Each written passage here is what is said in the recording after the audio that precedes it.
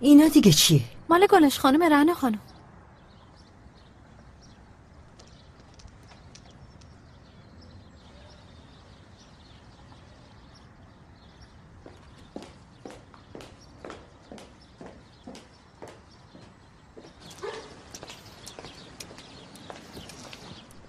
برای تماشای منظره جای خوبی رو انتخاب کردین.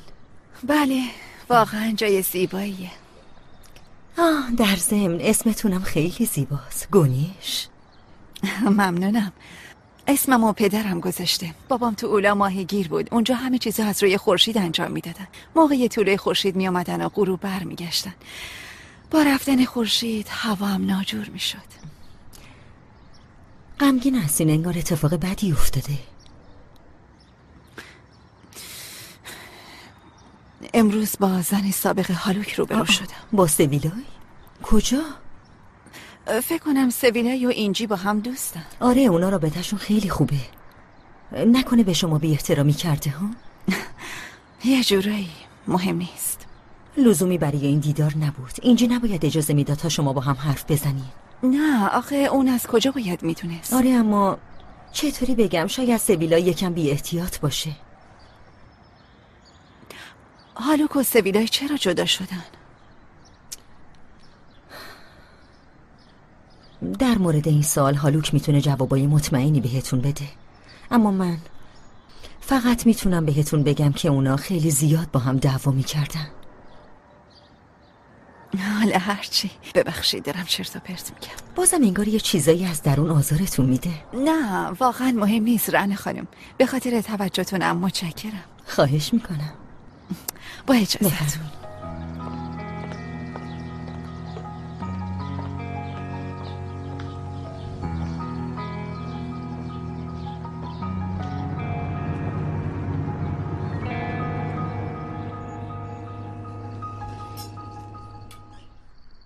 نازلی اگه میخوای تا همه نیومدن شروع نکنیم ها؟ خیلی گشنمه، راستش میخوام زودتر بخوابم. نازلی جان شنیدی که رعنا خانم چی گفتن؟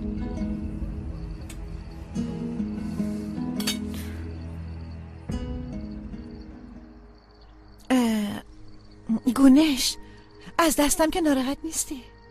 نه مشکلی نیست.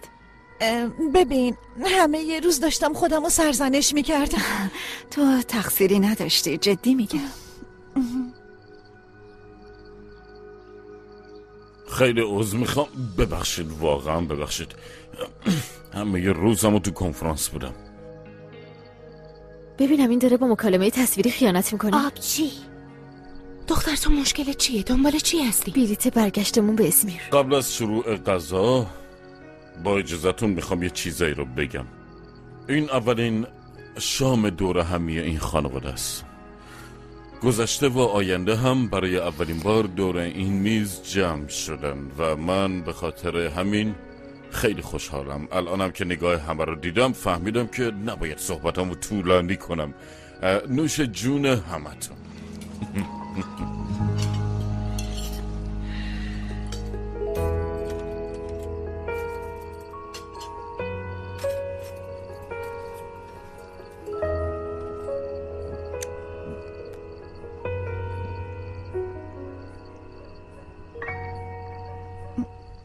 روز چطور بود؟ خوب بود.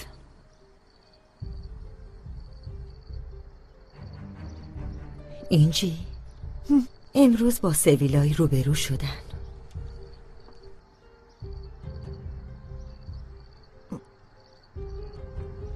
خب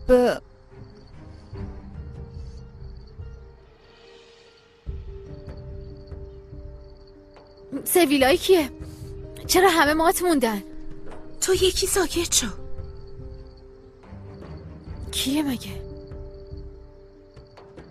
مامان علی.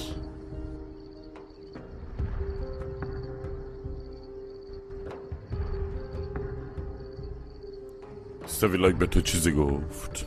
نه همینطوری، یعنی سر پایی یه چیزایی. خب من از گونش پرسیدم.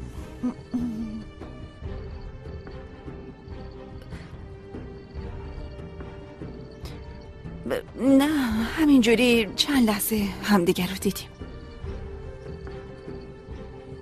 چی گفت؟ چیزی نگفت. یعنی فقط همین؟ بله. حالا که بحث مامانم پیش اومد، با اجازهتون من برم. اینطوری راحت تر میتونین حرف بزنین. کجا میری؟ پیش مامانم میمونم. شبتون بخیر.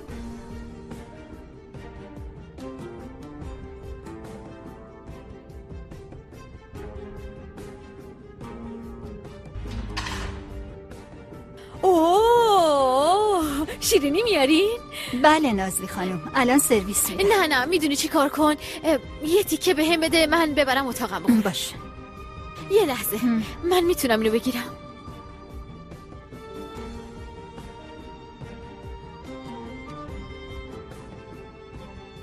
البته بعضی وقتا آدم دلش خیلی بیشتر میخواد، وگرنه از روی خودخواهی نیست. این چه حرفیه نازلی خانم؟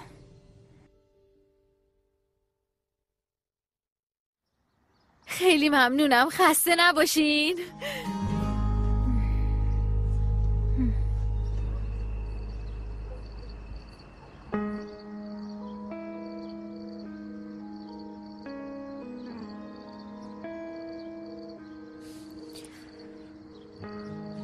کجاها تشریف میبرین آقای هالوک؟ شبتون بخیر، خسته نباشین. بفرمایید. از ماشین بابا هالوک میخواستم وسایلمو بردارم، به این بهونه براتون کیکم آوردم. خیلی ممنون، خدا ازتون راضی باشه، زحمت کشیدین. چه زحمتی، این حرفا چیه؟ شب خوش. ممنونم.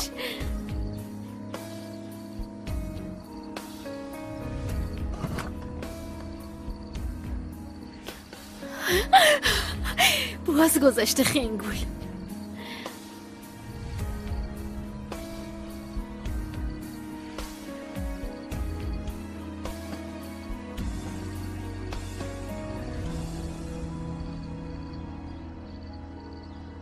شب بخیر. یکم قبل اون خانم کجا رفت؟ دختر ناتانی آقا هالوک از توی ماشین می‌خواست چیزی برداره. حتما همینطوره.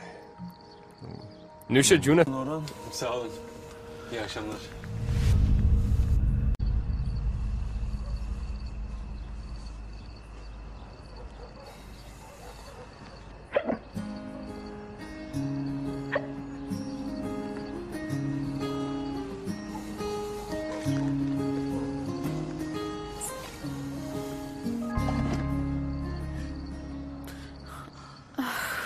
تو اینجا چی کار میکنی؟ تو چی کار میکنی؟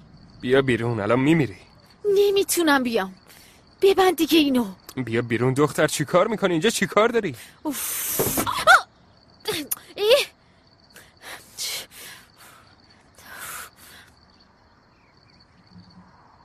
تو از جون من چی میخوای؟ بگو چی میخوای؟ همه جا جلوم سبز میشی.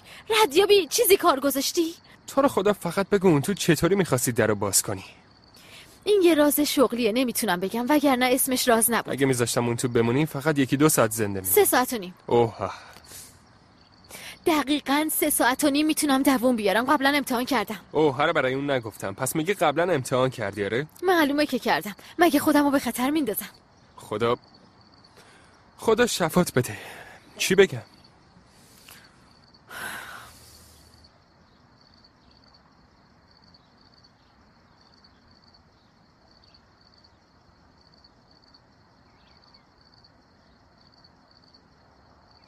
مگه تو نمیخواستی بری؟ میرم، عجله‌ای ندارم. امیدوارم از ما متنفر نباشن. نظم زندگی همه رو به هم زد. آخه آدم چطور میتونه از تو متنفر باشه؟ ولی همسر قبلیم بود. برای اولین باری که بهم از گذشتت میگی.